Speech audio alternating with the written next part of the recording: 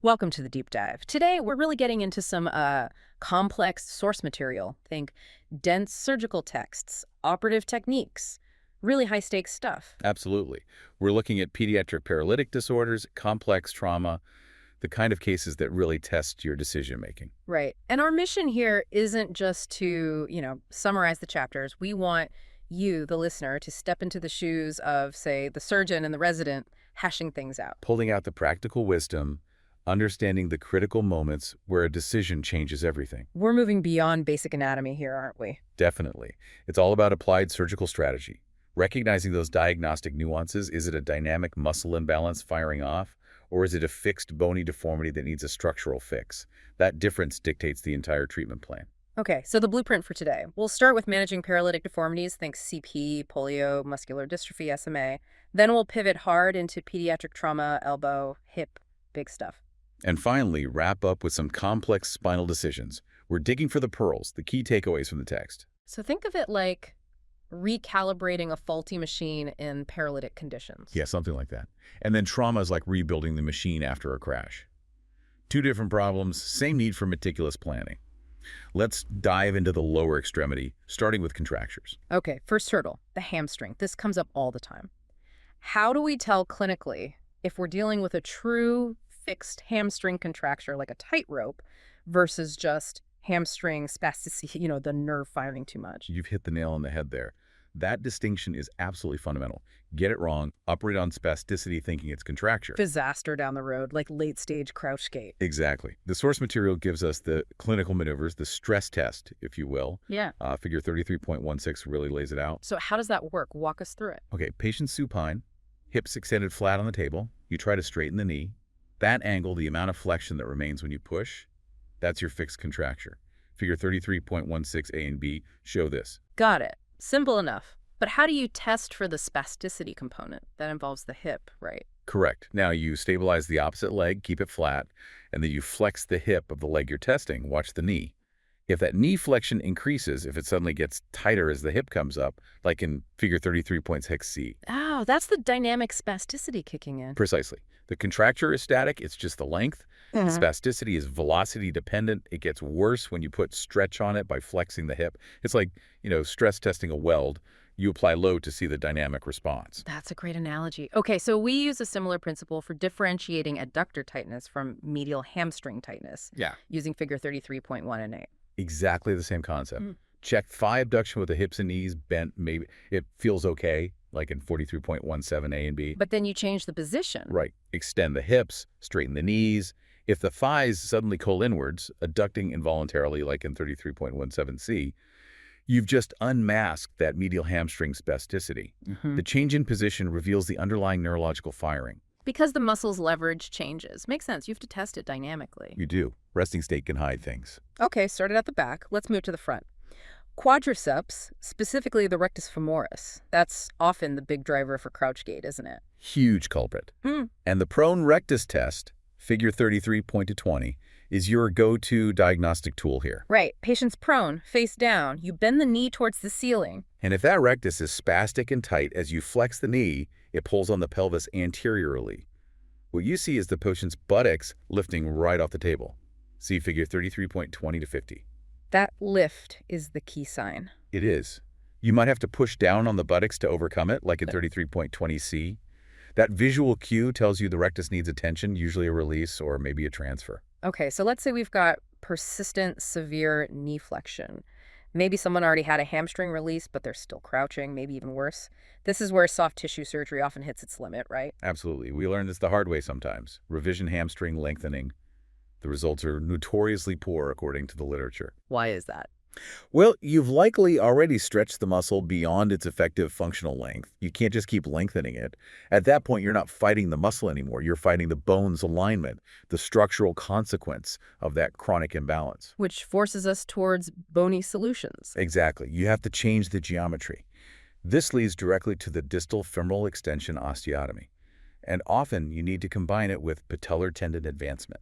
And Stout et al.'s work showed this combination really helps maintain ambulation in those tough, recurrent crouch cases. It does. The osteotomy fundamentally changes the femur's alignment, forcing the knee into a more extended position permanently.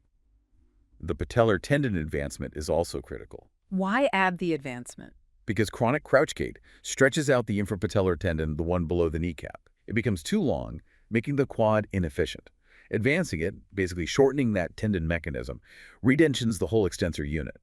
You fix the bone angle and optimize the spring that straightens the knee. Okay, makes sense. Let's drop down to the ankle. Equinus deformity, the toe walking, super common in CP. Most common foot-ankle issue. About 70% of kids with CP have it, and maybe a quarter end up needing surgery for it. But we try conservative measures first. Always. Stretching, bracing AFOs, those ankle-foot orthoses are key.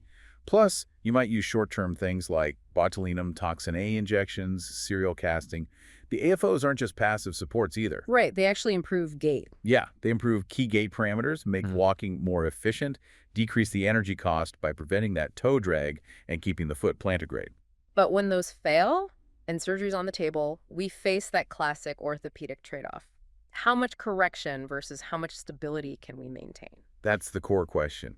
And this is where systematic reviews, like the one by Shore and colleagues, are really helpful. They grouped common Achilles lengthening procedures by anatomic zone. You can see this summarized in figure 33.28. Okay, break down the zones for us. What's the difference? Well, zone 1 procedures are things like simple gastrocnemius recession.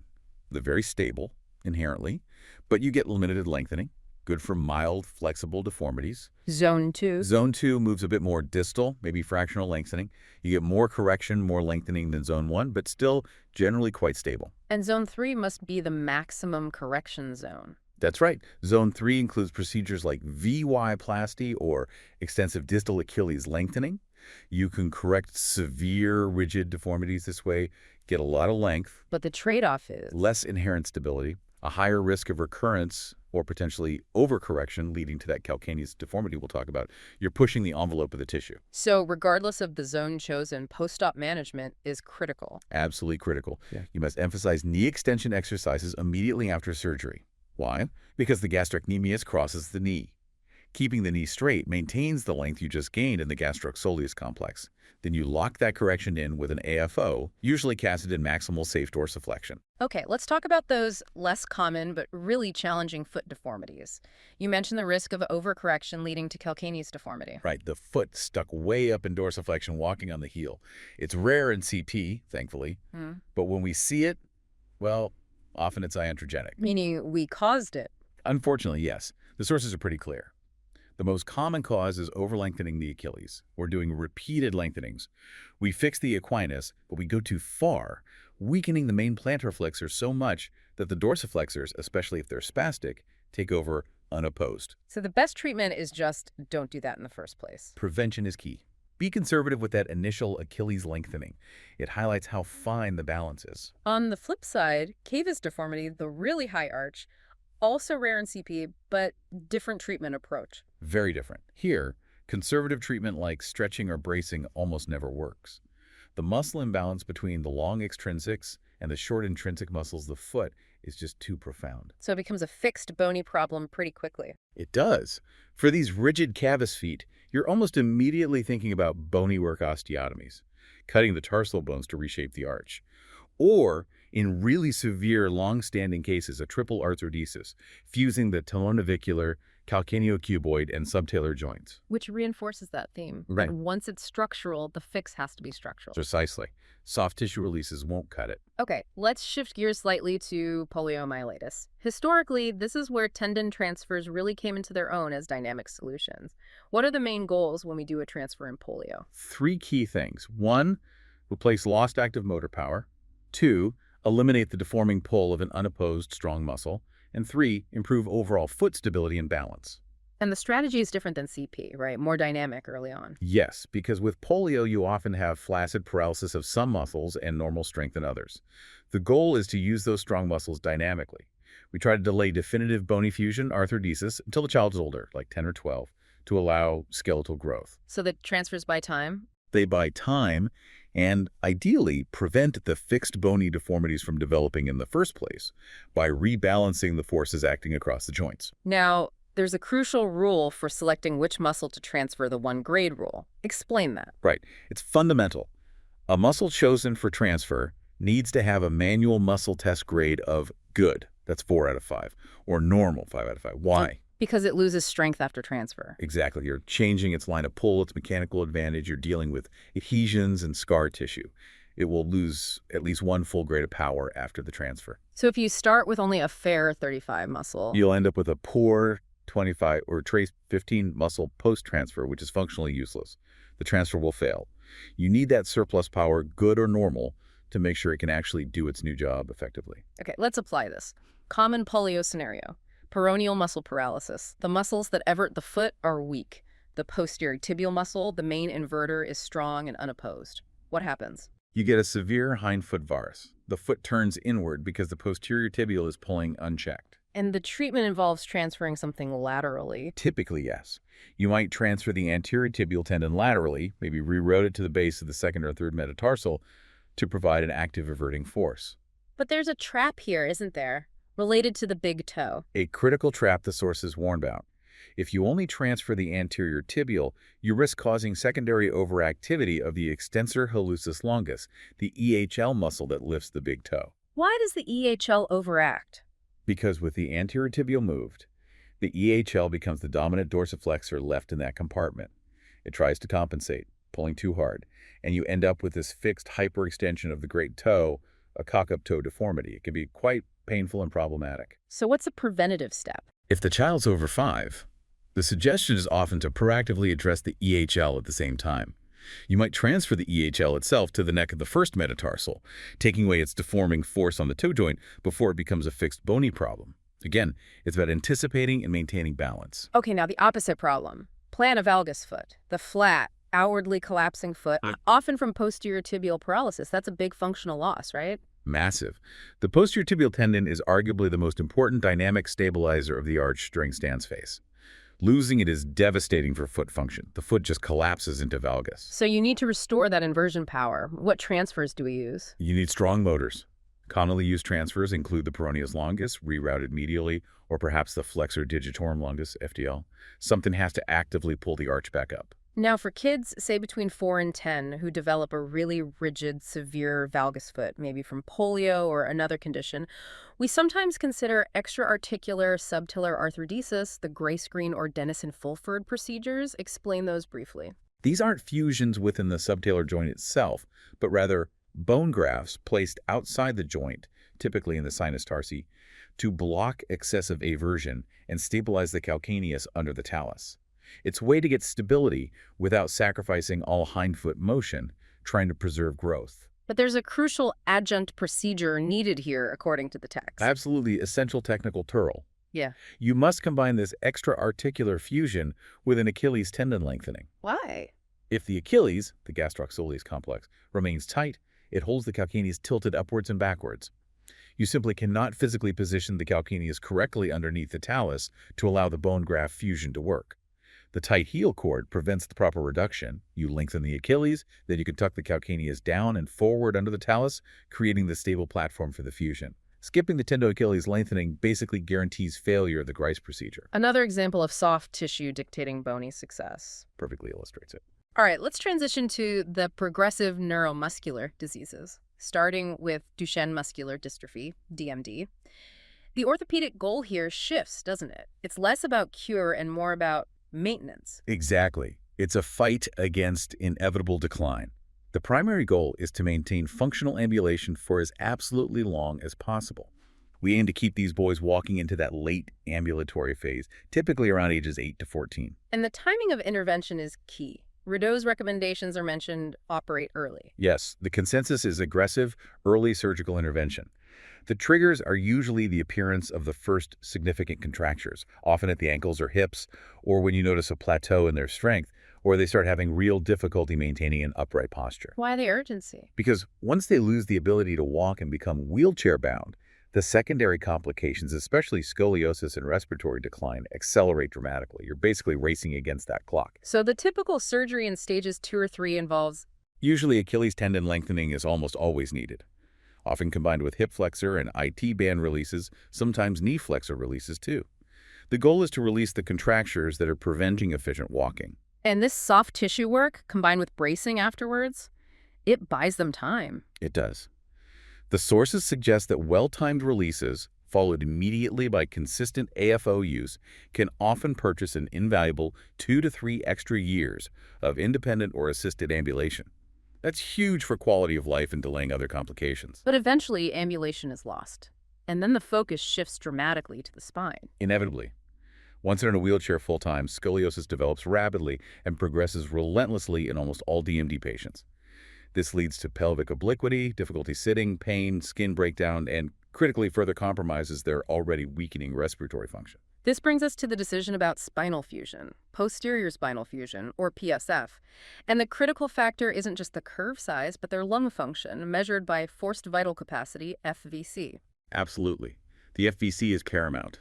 Scoliosis itself restricts lung volume, and major spinal fusion surgery carries significant pulmonary and cardiac risks, especially in these patients with underlying cardiomyopathy and respiratory weakness. So what's the benchmark? When do we recommend fusion? The recommendation is actually to fuse early in the curve progression, ideally when the Cobb angle is still relatively small, maybe around 20 degrees. Waiting allows the curve to worsen, making surgery riskier and further damaging lung function. And the FVC threshold. The critical number is FVC. It really must be 50% of predicted or higher for the surgery to be considered reasonably safe. If the FVC drops below 35%, that's generally considered a relative and often absolute contraindication. The risk of major perioperative complications or death just becomes too high. It's a stark reminder that sometimes the surgical decision is driven entirely by survival metrics. Wow. Okay, shifting to spinal muscular atrophy, SMA. Especially type 2, the focus is also heavily on scoliosis, right? Yes, nearly 100% of SMA type 2 patients develop severe scoliosis, often very early. They typically require a long posterior spinal fusion, usually extending down to the pelvis to control pelvic obliquity as well. But there's a modern twist here related to new treatments for SMA. The fascinating intersection of surgery and pharmacology. With the advent of effective intrathecal medications for SMA, like nusinersen, which need to be delivered into the spinal fluid space, well, surgeons now have to plan the fusion architecture differently. How so? We now intentionally leave a midline window in the fusion mass itself. It's a planned gap in the bone fusion, typically created over the L3, L4, or L4, L5 levels. A gap in the fusion, doesn't that compromise the stability? It's a calculated compromise. The window is left specifically to allow future access for neuroradiologists or anesthesiologists to perform lumbar punctures for injecting the medication, or potentially for placing an intrathecal port system. We have to balance the need for spinal stability with the lifelong need for access to deliver these disease-modifying therapies. Fusing solidly across the entire lumbar spine would block that crucial access. That's a great example of medical advances directly changing surgical technique. Absolutely. A technical step dictated entirely by the changing landscape of SMA treatment. Let's touch on upper extremity issues, maybe in conditions like limb girdle dystrophy.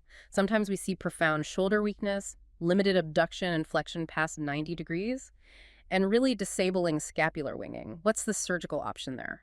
For severe symptomatic scapular winging, where the scapula just flops off the chest wall, making arm elevation weak and painful, the procedure is scapulothoracic fusion. Fusing the shoulder blade to the ribs? Exactly. You're creating a solid bony connection between the medial border of the scapula and the underlying posterior thoracic ribs, typically ribs 4, 5, and 6. Techniques like Copeland or Diab describe using wires or screws to achieve this. Sounds like a major procedure with potential risks like pneumothorax. It is a major procedure, and pneumothorax is definitely a risk given the proximity to the chest wall. But the goal is to create a stable base, a solid fulcrum. By fixing the scapula, the remaining deltoid and rotator cuff muscles can work much more effectively to elevate the arm. So the trade-off is worth it for function. For the right patient, yes. It dramatically relieves the pain and fatigue associated with the winging and can significantly improve their ability to reach and perform activities of daily living. It turns a floppy, unstable shoulder into a more functional, stable platform. Again, sometimes stability trumps motion. Okay, let's make that hard pivot now, as promised, into acute, high-energy pediatric trauma, starting with the elbow. Supracondylar humerus fractures, every resident's rite of passage. Gartland classification is key. The absolute bread and butter of pediatric orthotrauma. But you can't be complacent. First thing to check for is nerve injury happens in 10% to 15% of cases. Which nerves are most common? For the common extension-type fractures, it's usually the anterior interosseous nerve, AIN, a branch of the median nerve controlling thumb and index finger flexion.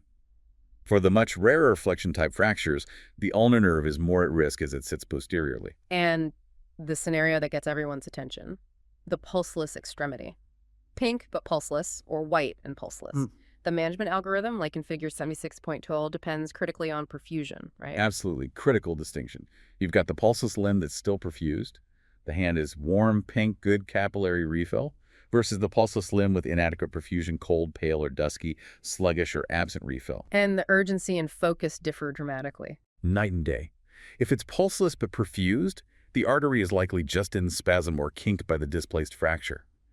Your priority is immediate close reduction and pinning of the fracture in the operating room. Often, just realigning the bone relieves the pressure or spasm, and the pulse comes back beautifully after pinning. But if it's pulseless and not perfused, That's a vascular emergency. You have to assume a direct brachial artery injury, a tear or thrombosis. The priority shifts immediately. You need urgent vascular surgery consultation, likely angiography, and potentially vascular exploration and repair before or concurrent with the fracture fixation. Delay risks limb loss. That assessment in the ER is a massive decision point. Okay, moving to treatment based on Gartland type. Type I, non-displaced, gets a cast. Simple. Types 3 and 4, completely displaced, need close reduction and percutaneous pinning, CRPP. But type 2, that's where the debate lies. Yeah, type 2 is the tricky one. The posterior cortex is intact, but the anterior is broken, and there's some displacement. Type IA is generally considered stable in extension. Maybe you can cast it carefully. But type IAB often has rotational instability or dynamically displaces, especially at the extremes of flexion or extension needed for reduction. So the trend is towards pinning more type 2. Definitely. There's a strong argument and trend towards doing CRPP for most type IAB fractures because the risk of losing the reduction in a cast and ending up with malunion is just too high. You want to control it. And the preferred pinning technique. Usually 2 or 3 laterally placed Kirschner wires, K-wires. Lateral-only pinning is biomechanically sound for most patterns and crucially avoids the risk of injuring the ulnar nerve, which is a known complication of placing a medial pin. Now, if things go wrong, maybe a reduction wasn't perfect or it slipped in the cast, the classic long-term complication is cubitus varus, the gun stock deformity. Correcting that requires an osteotomy, doesn't it? It does. And it's not just a cosmetic issue. The varus alignment changes the carrying angle and can affect function and potentially lead to later instability. The correction requires a distal humeral osteotomy, typically a closing wedge osteotomy. And it's not just a simple wedge, right? The deformity is often 3D. Exactly. You usually have varus plus some extension and internal rotation malunion. So the osteotomy needs to be planned in 3 dimensions. Techniques like the Uchido-Gata method, referenced in figure 36.21, help design that complex wedge to correct the varus and the hyperextension and rotation, restoring a normal carrying angle. It's like surgical geometry. Okay, shifting slightly laterally. Lateral condylar fractures, these are different beasts involving the joint surface. Salter-Harris type 4, right? Correct. They cross the articular cartilage, the physis, growth plate, and the metaphysis. These are notorious for non-union if they're displaced and not treated properly. Figure 36.32 shows a non-union example. So anatomic reduction is non-negotiable. Absolutely critical. If you accept displacement, you risk 2 major long-term problems. One is growth disturbance leading to cubitus valgus, the opposite of varus, elbow angled out because the lateral physis arrests. The other, potentially even worse, is osteonecrosis of the capitellum, the articular surface, as shown in figure 36.31. So if you can't get a perfect closed reduction, you need open reduction and internal fixation, OIF. Medial condylar fractures are much rarer, but the displaced ones, Kilfoyle type 3, have a unique problem due to muscle pull. This is a great example of anatomy dictating pathology. The medial condi fragment has the large, strong flexor pronator muscle group attached to it. When the fracture happens and displaces, those muscles pull the fragment, rotating it often dramatically anteriorly and medially, sometimes flipping at 180 degrees so the joint surface faces backwards into the bone. Like a trapdoor flipping inside the joint. Exactly. Makes closed reduction virtually impossible. You almost always need an open reduction to derotate that fragment, put it back anatomically and fix it, usually with screws. Sometimes the smaller medial epicondyle fragment can also displace and get trapped inside the elbow joint itself, which is another clear indication for ORIF to retrieve it. Lastly, for the elbow, radial neck fractures. Sometimes we can avoid opening these up using percutaneous techniques. Yes, there are clever percutaneous reduction maneuvers. The classic one involves using a K-wire inserted into the fracture site, or sometimes directly into the tilted radial head fragment itself. Use that K-wire almost like a joystick. To lever the head back into alignment. Precisely. You push or lever the epiphysis back, perpendicular to the long axis of the radius. Once it's reduced, you can often hold it there and place one or two oblique K-wires across the fracture site for stabilization, all through small stab incisions. It's elegant when it works and avoids the stiffness associated with a bigger open procedure. Post-op, you still have to watch for non-union, as figure 36.62 reminds us. Okay, moving down to the hip. Another high-stakes area. Slipped capital femoral epiphysis, or SCFE, an orthopedic urgency, sometimes an emergency. The Delbic classification helps with prognosis here, especially for type I. Hugely important for prognosis. A Delbit type I SCFE is actually a fracture through the femoral neck itself, shearing off the head. It's not a slip through the physis. These are rare but carry the absolute highest risk of subsequent osteonecrosis, AVN, death of the femoral head bone, because the blood supply is almost certainly compromised. So for all SCFEs, stable or unstable, what are the main treatment goals? Number 1, stop any further slipping. Number 2, stimulate the growth plate, physis, to close prematurely. Number 3, restore reasonably normal hip biomechanics.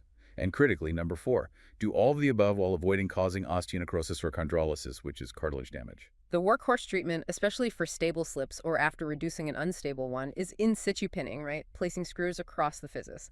That's the gold standard for stabilization. Usually done percutaneously with 1 or sometimes 2 screws, it effectively stops further slippage and encourages the physis to fuse. Do we always have to cross the physis with the screw? What about in really young kids? That's a point of discussion. In older kids, closer to skeletal maturity, you definitely want to cross the physis to promote closure.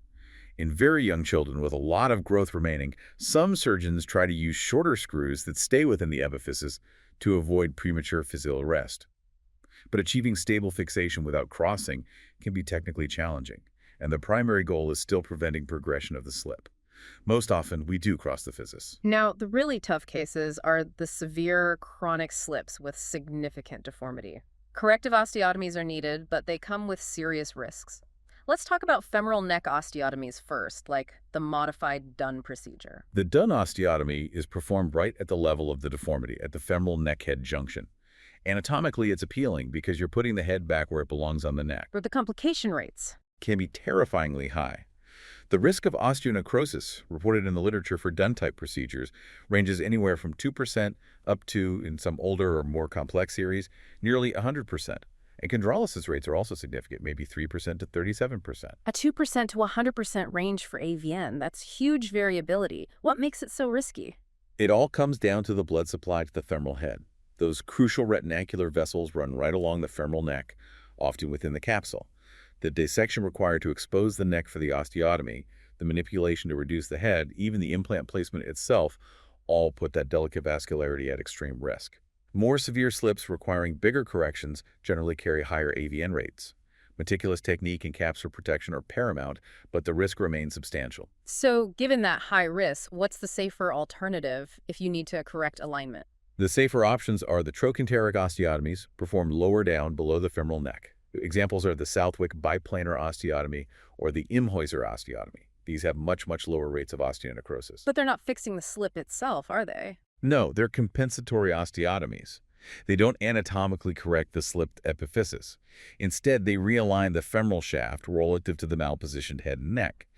You're essentially creating an opposite compensatory deformity lower down to improve the overall mechanical axis of the limb and hip function. So you trade anatomical correction for safety. That's often the trade-off, and planning these requires real geometric precision. The source mentions calculating the wedge size for the osteotomy using trigonometry. The wedge size, W, equals the tangent of the desired correction angle multiplied by the diameter of the femur at the osteotomy site. You're literally engineering the correction. Okay, quickly touching on pediatric hip fractures, femoral neck, head, intertrochanteric. These are rare. Very rare, less than 1% of all pediatric fractures. But they're high-risk injuries. Why high risk? Same reason as SCFE complications, precarious blood supply into the femoral head. Pediatric hip fractures have a high rate of complications like osteonecrosis, coxavara, decreased neck shaft angle, non-union, and premature physial closure leading to leg length discrepancy. So suspicion needs to be high, management urgent. Absolutely. Immediate assessment, often CT scan to fully define the fracture, and urgent stabilization are key. The Delbit classification for pediatric femoral neck fractures is used here too, mainly for prognosis regarding AVN risk. And briefly on femoral shaft fractures in young kids, spica casting was traditional, but it had issues. Yeah, the old long leg spica casts, especially for high energy fractures, often led to unacceptable shortening or angulation as the fracture settled or muscles pulled. So the preference now, especially for transport or in younger children, is the 90-90 spica. Correct. Hip flex to 90 degrees, knee flex to 90 degrees. This position provides much better rotational control, uses the thigh muscles pull to help maintain length, and is generally better tolerated by the child and easier for parents to manage. It's a more mechanically sound way to immobilize these fractures in the very young before they might be candidates for other fixations. All right, let's bring it home with the spine. Complex decisions, tiny margins for error, starting up top. Anterior cervical approaches, like for ACDF or disc replacement. What's the big anatomical danger zone during the exposure? The recurrent laryngeal nerve, the RLN, it controls vocal cord function. And there's an asymmetry. Yes, and it's clinically significant. The right RLN has a more variable and oblique course, looping under the subclavian artery, making it shorter and more vulnerable to stretch injury during retraction on a right-sided approach. The left RLN loops lower, under the aorta, and runs more vertically in the tracheoesophageal groove, generally making it less susceptible during a standard left-sided exposure. So surgeons often prefer a left-sided approach for safety. Generally, yes. While you can certainly do a safe right-sided approach with care, the slightly lower theoretical risk of RLN palsy often tips the balance towards the left side, unless the pathology strongly dictates otherwise. Even temporary vocal cord palsy is a significant morbidity, hoarseness, swallowing issues. Okay, let's talk about a more specialized procedure, anterior vertebral wedge osteotomy. Used for certain types of bony compression, often in older patients, maybe smokers, without major instability. What's the unique risk here? Besides the usual risks of anterior cervical surgery, this procedure carries a specific notable risk of causing Horner syndrome. The incidence is reported as high as 4%. And that's due to injury to The cervical sympathetic chain. Its location is the key. It lies very close to the source quotes, about 11.6 millimeters lateral to the medial border of the longus colli muscle. Why is the longus colli relevant here? To perform that lateral wedge osteotomy on the vertebral body, you need to dissect laterally and often partially divide or retract the longus colli muscle, which runs along the front of the vertebral bodies. That dissection or retraction brings you right into the neighborhood of the sympathetic chain. Injury causes the classic Horner's triad: vetosis, droopy eyelid; meiosis, constricted pupil; and anadrosis, decreased sweating on that side of the face. A very precise anatomical relationship to respect. Now, comparing standard anterior cervical discectomy and fusion, ACDF, with cervical disc arthroplasty, CDA, or replacement, CDA aims to preserve motion to reduce Adjacent segment degeneration, or AS degeneration. The theory is that by maintaining motion at the operated level, you reduce the stress and abnormal hypermobility transferred to the levels above and below the fusion, which hopefully decreases the rate of arthritis developing at those adjacent levels down the line. And any other benefits to CDA? Potentially a slightly quicker return to work or activity, maybe by a couple of weeks, as you don't have to wait for a fusion to heal. But CDA isn't for everyone. Right. There are strict contraindications. What rules out disc replacement? Several key things. Significant ossification of the posterior longitudinal ligament, OPLL, is one. Pre-existing arthritis or significant pathology in the facet joints posteriorly, because the arthroplasty only replaces the disc, not the posterior joints. Any signs of segmental instability, usually defined as more than 3.5 millimeters of translation on dynamic x-rays. And poor bone quality, like significant osteoporosis, make secure implant fixation unreliable. If the problem involves more than just the disc space, fusion is usually the better answer. Okay, moving down to the lumbar spine, a huge diagnostic challenge. We see things on MRI all the time in people without symptoms. How do we avoid over-treating imaging findings? This is absolutely critical in spine surgery, the operating on the MRI trap. Countless studies show high rates of disc bulges, narrowing, even small spondylolisthesis in completely asymptomatic individuals. It's just normal age-related change for many people. So the rule has to be Triangulation. The patient's history, the story of their pain, its character, location, radiation.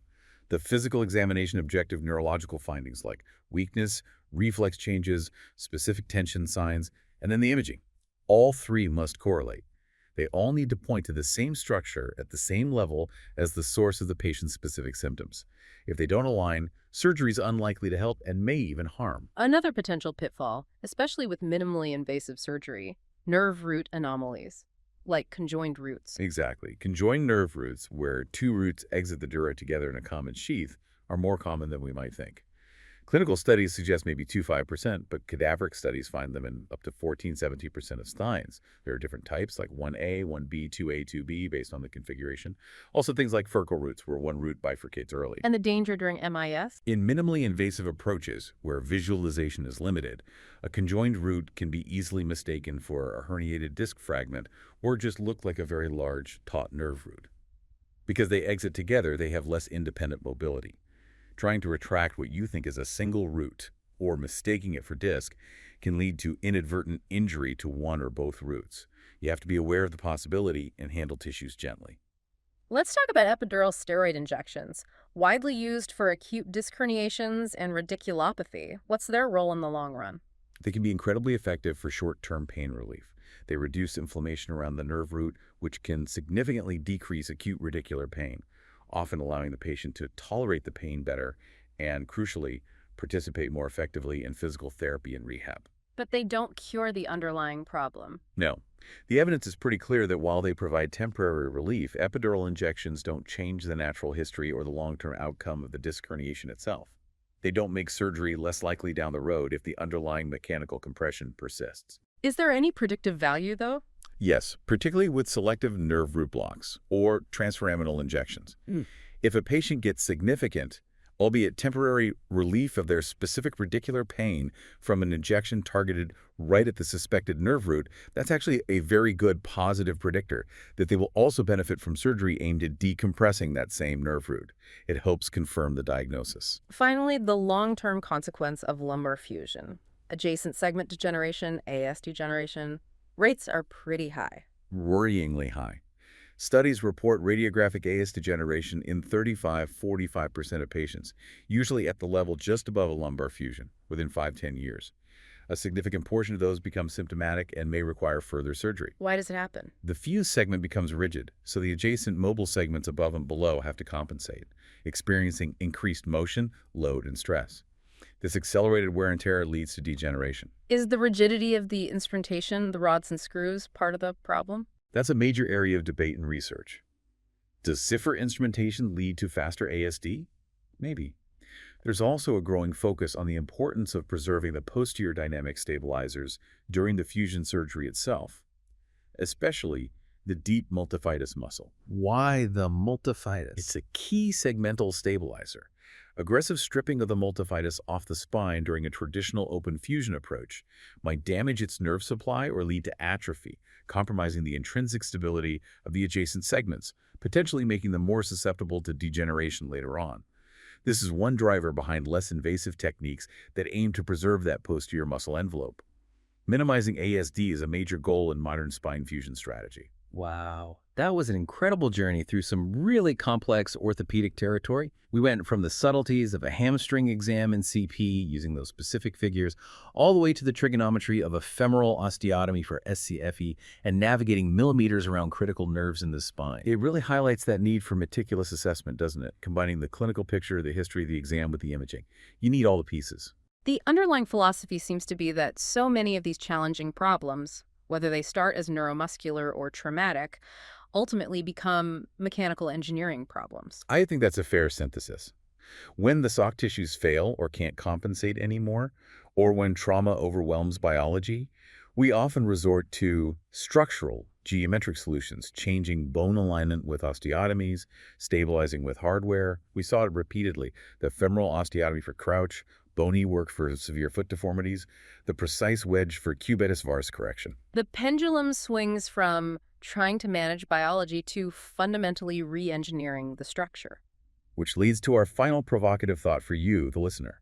If the end game for so many severe chronic orthopedic deformities, spine, hip, foot, doesn't matter, often involves achieving stability and alignment through bone cuts and metal implants, does that mean orthopedics is fundamentally about solving mechanical engineering problems that happen to occur in a biological system? Rather than solving purely biological problems. Right. And if that's the case, what are the ultimate limitations that biology, things like scarring, infection risk, blood supply variability, the potential for non-union, always imposes on even our most perfectly planned, geometrically precise, engineered corrections? Where does the engineering meet its biological limits? Something to think about.